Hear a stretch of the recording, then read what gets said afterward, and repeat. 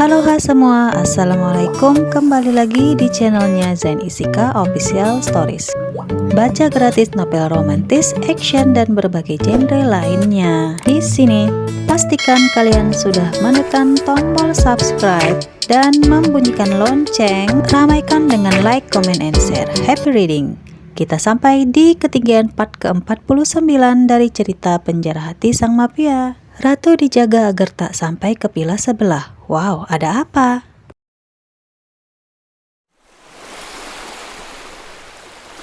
Villa Lipton Hill.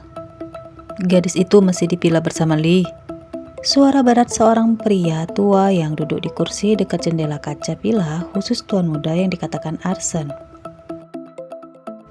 Ya, masalah Axel belum ada kemajuan juga. Tanyanya lagi yang dijawab dengan anggukan malas dari Restu. Mafia bawah tanah tak akan melepas keberadaan mereka. Sementara ini, mereka tidak akan berani menampakkan diri. Kau yakin? Pertanyaan itu mengirimkan sinyal keraguan di sorot pria tua di sana. Tentu.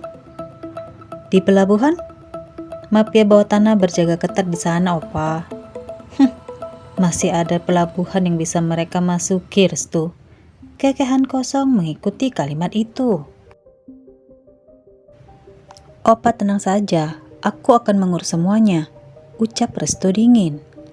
Aku rasa kau tak lupa. Mereka mungkin tak menampakkan diri, tapi serangan mereka bisa datang kapan saja, ucap pria tua di sana. I know, Opa harusnya bisa lihat bagaimana mafia bawah tanah bergerilya mengejar dan membuat penjagaan. Restu sedikit kesal karena opanya itu seolah tak menghargai kinerja mafia bawah tanah.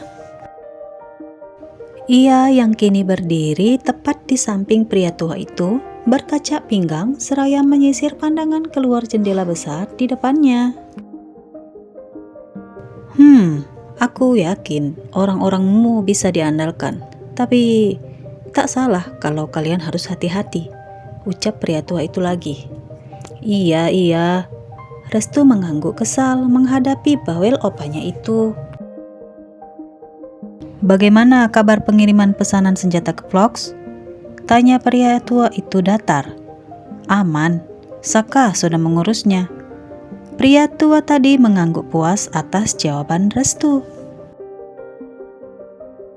Bagaimana lukamu, Res?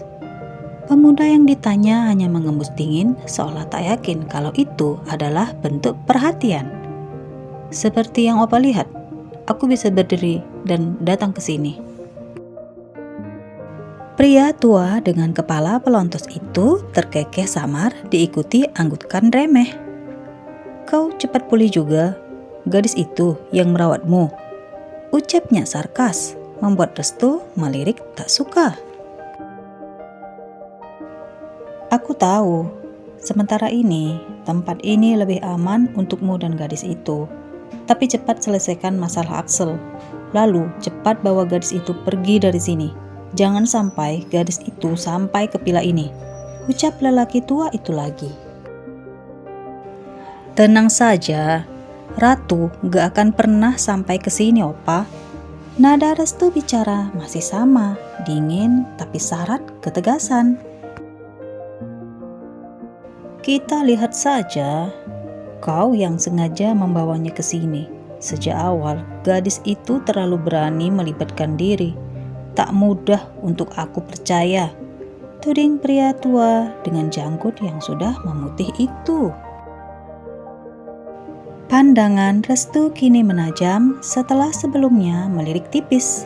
Instingnya tentu saja bisa membaca kalau ada maksud lain dari kalimat opanya tadi. To the point saja, Opa. Pemuda itu meneleng diikuti sorot tak senang. Jika dia hanya membuat fokusmu goyah, jujur saja aku tak suka. Kau kuberi amanah dengan kepercayaan besar, Restu. Jika gadis itu tak berulah, masalah dengan Axel tak akan serunyam ini. Kau... Stop, Opa. Emosi Restu rupanya tersulut. Aku sudah menuruti dan mengurus segalanya yang Opa mau. Masalah ini makin komplikasi karena Axel. Rahang tegas Restu ikut mengeras saat mengatakan itu. Anak itu terlalu petentengan, sama dengan ayahnya. Lirih pria yang dipanggil Restu Opa itu dengan samar. Apa? Restu memicing karena tak mendengar. Tak ada. Aku hanya menggerutu Axel sampai sejauh ini. Jika kau tak membawa gadis itu, Axel tak akan memanfaatkan dia untuk menyungkir balikan dan menyerang ke mafia bawah tanah. Sudah cukup dia menggunakan Dinda untuk bersekongkol dengannya. Adikmu itu, aku benci mengurus dia. Kalimat yang menyinggung tentang Dinda membuat Restu geram. Aku akan mengurus Dinda. Aku minta Opa tidak bertindak di belakangku untuk menyelesaikan dia. Jika itu terjadi, aku yang akan menjadi lawan Opa di sini. Wajah yang mengetat dengan sedikit urat yang mulai memuncul ke permukaan di wajah tampan pria itu menunjukkan betapa ia serius dengan ancamannya. Harusnya kau itu berpikir berulang kali untuk mengambil wanita rakyat jelata itu sebagai istri. Gadis itu tak mendatangkan keuntungan apapun buat kita, Res. Saira, nikahi dia dan masalahmu dengan Axel bisa reda. Bisnis kita akan lebih mudah. Omamu itu, tahu apa tentang bisnis? Dia, Cukup Opa, cukup. Restu memotong. Bagaimana bisa Opa menilai masalah bisa selesai hanya dengan menikahi Saira? Bagaimana kalau gadis itu malah menjadi duri dalam daging di keluarga kita? Dia itu saudara Axel. Suara Restu naik. Tapi dia mencintaimu lebih dari itu, Restu. Harusnya kau ambil kesempatan itu. Dalam bisnis, kadang kita harus berani bersikap licik dan memanfaatkan keadaan. Kau tahu itu kan? Pandangan Restu memerah dan terlempar keluar jendela. Ia benci berulang-ulang didikte masalah tentang Saira ini. Mereka kini area privasiku, Opa. Mengerti? Lagi pula, aku menikahi Ratu demi melindungi eksistensi kita juga. Aku sudah menjelaskannya sejak awal. Apa Opa tak mengerti juga? Oh, jadi jika ada wanita lain yang terjebak seperti posisi Ratu, kau akan menikahi juga? Tuding pria tua itu keras. Restu yang merasa telinganya panas mulai ingin bergegas keluar dari perbincangan ini. Entah pertimbangan macam apa yang kau gunakan sampai bisa menikahi perawat omamu itu, seru sang Opa. Berhenti mengatakan tentang hal ini, Opa, seru Restu samar, mungkin tak terdengar dengan gigi yang bergemeletup. Lalu sekarang kau mencintai dia, begitu? Benar kan? Pertanyaan itu membuat rahang Restu makin mengeras, tapi hatinya seperti tertumbuk dengan keras. Pria itu menahan napas sesaat sampai matanya memerah karena menahan amarah. Setelah itu, dalam hitungan detik, ia pergi meninggalkan pria tua itu sendiri tanpa sekatah kata pun lagi. Seperginya Restu, pria parubaya itu mengembus berat, merutuk dengan kekhawatiran tinggi. Dagunya terangkat tajam bersama monolog yang lepas bebas di otaknya. Pandangannya lantas jatuh pada tanaman aglonema dengan beberapa tangkai yang mulai membusuk. Kita lihat saja, Restu, jika dia menghambat kinerjamu dan malah menjadi sandungan bahkan menghancurkan kerajaan bisnisku, aku tak akan segan memusnahkannya. Wihan Osok tak akan segan melakukan itu, lirih Wihan dalam hati. Ia meraih gunting di meja untuk memotong tangkai yang rusak dengan daun yang dimakan ulat.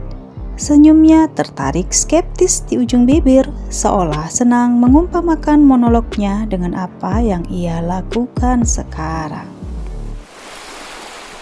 Sayang sekali aku gak punya kamera HP untuk memotret di sini, ujar Ratu sedikit kecewa. Pandangannya kini mengedar ke sekeliling yang makin indah karena pancaran sinar matahari naik perlahan di ujung cakrawala. Tadi, Li undur diri untuk ke dapur Pila, sementara Ratu diizinkan berkeliling tapi dalam pantauan dua ajudan yang berjaga tak jauh darinya. Dari kejauhan, netra Ratu menatap kedatangan mobil hitam yang tadi membawa Restu pergi. Mobil itu kini berhenti di depan teras Pila. Gadis itu kini sedang berdiri di hamparan kebun teh seraya melihat para pekerja memetik pucuk daun teh yang akan dibawa ke pabrik mereka. Tak lama, netranya menangkap sosok Restu.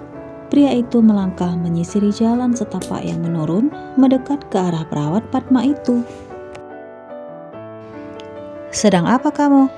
tanyanya seraya membuka kacamata hitam yang tadi berada di atas hidungnya. "Lihat pemandangan di sini. Bosen kalau di dalam terus." Hidung Ratu sedikit berkerut. "Boleh kan?" tanyanya lagi yang dijawab anggukan tipis dari Restu.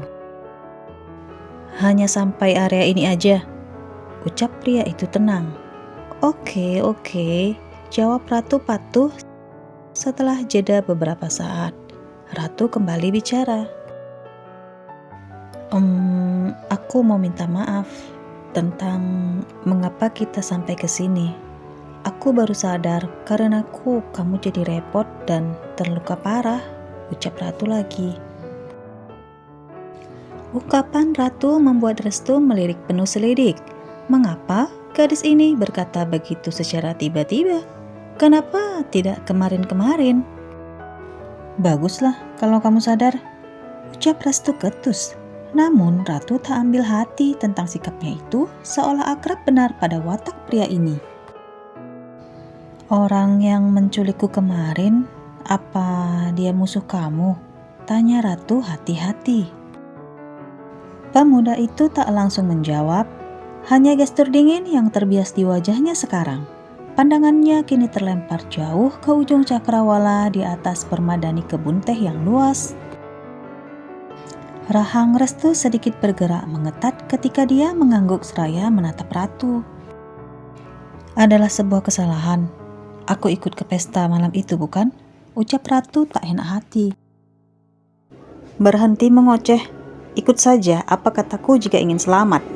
Tatap tajam itu makin lekat di sorot mata Restu. "Ya, aku mengerti. Aku kan cuma tahanan di sini." Nada suara Ratu terdengar sedikit sarkas, membuat dada Restu tersentil. Sejujurnya, otaknya sedang pusing dengan masalah yang ia hadapi saat ini. "Jangan mendebatku. Ayo, ikut aku." Restu berbalik, tapi Ratu masih di tempat yang sama. Pemuda itu menoleh dan kembali sambil langsung menarik tangan istrinya untuk ikut. "Mau kemana?" tanya Ratu sedikit tersentak kaget. Pria dingin itu tak menjawabnya. Tangannya tak sedikit pun melepaskan tangan Ratu selama mengikuti langkahnya. Kelunyar aneh tiba-tiba datang lagi di perut gadis itu. Bagai kupu-kupu berterbangan yang membuat perutnya mulas. Mereka berdua sedikit menapaki bukit, melewati pepohonan dan berujung di lapangan lebar mirip peternakan. "Lapangan apa ini?" tanya Ratu bingung. "Ini tempat berkuda. Ayo, ikut aku masuk." Berdua, mereka masuk dan disambut beberapa orang pekerja yang berjaga di sana. "Tuan muda," seorang pria yang sedang memberi makan kuda di kandangnya terperangah dan langsung sumringah. "Apa kabar, B?" sapa Restu. "Kabar baik, Tuan muda. Mau berkuda?" tanya B dijawab anggukan Restu. Ia mengelus kepala kuda yang tadi diberi makan oleh B. "Kolonel selalu siap untuk Anda." B tersenyum ramah sambil menepuk-nepuk kepala seekor kuda berwarna putih tinggi. Di belakang mereka, Ratu menyeksamai interaksi keduanya dalam diam. Kuda yang diberi nama Kolonel itu pun dibawa keluar kandang.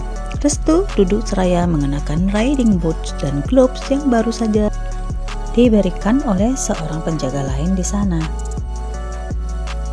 Tak lupa, pemuda itu juga mengenakan jaket hitam khusus untuk berkuda. Begitu selesai, ia berdiri dan entah bagaimana terlihat begitu tampan di mata ratu yang sedang termangu sesaat karena pemandangan itu. Kesadarannya kembali saat suaminya itu mendekat seraya memberinya riding boot. "Ayo kenakan," ucap pria itu dingin.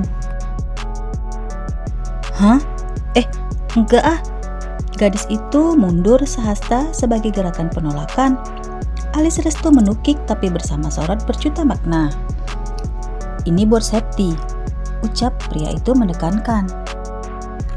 "Iya, tahu, tapi aku nggak mau berkuda. Kamu aja deh," tolak ratu. "Kenapa?" Mimik wajah Restu terkesan mengintimidasi. Ratu tergugu sejenak. Kamu ingat aku pernah bilang masih banyak alat transportasi yang nggak bisa aku drive? Nah, kuda salah satunya." Mulut ratu berkedut menahan tawa yang hendak keluar dari mulutnya. Restu sempat meneleng dengan sorot tajam dan tanpa aba-aba menarik ratu untuk duduk. Lantas ia pun membungkuk meminta ratu membuka alas kaki. "Kenakan," potong Restu cepat. Pria itu memaksa tanpa melihat keterkejutan di mimik wajah ratu. 3 menit kemudian, gadis itu juga sudah sedia seperti Restu yang kali ini mengenakan helmet ke kepala ratu. Lagi-lagi, kupu-kupu menyerbu di perut Putri Linda itu. Batin ratu mencebik hebat. "Apa-apaan ini? Apa pria ini tahu kalau aku kaum Art of Service? Tunggu. Aku juga kaum Physical Touch." "Ayo," ajak Restu yang langsung melangkah meninggalkan ratu di belakangnya seolah kembali menjadi seorang lelaki es. Mau tak mau, ratu menurut ikut. Saat langkahnya memasuki area berkuda, ratu menatap seorang pria mendekat ke arah Restu. Bos mafia itu berhenti seraya menerima amplop putih dari ajudan tadi. "Dari siapa?" tanya Restu yang melirik tajam ke arah ajudan itu. "Pesan pengirim tolong dibuka saja, Tuan Muda." Laki-laki berpakaian hitam itu merunduk penuh penghormatan. Dalam diam, sang tuan muda itu pun merobek amplop dengan penuh kewaspadaan. Lantas netranya menajam diikuti rahang yang mengeras setelah membaca isi surat. Bersambung. Kira-kira apa isi surat yang diterima Restu? Dari siapa? Ikuti terus kisah ini, karena itu pastikan kalian sudah tekan subscribe dan senggol loncengnya ya. Terima kasih. Mohon maaf jika di dalam video ini terekam kebisingan-kebisingan sekitar, karena jika menunggu kondusif, dipastikan video ini nggak bisa tayang.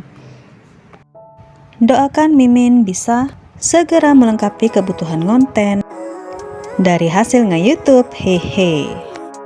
Ide ngalir terus dan hasilnya makin bagus. Sampai jumpa di part selanjutnya. See you, bye-bye.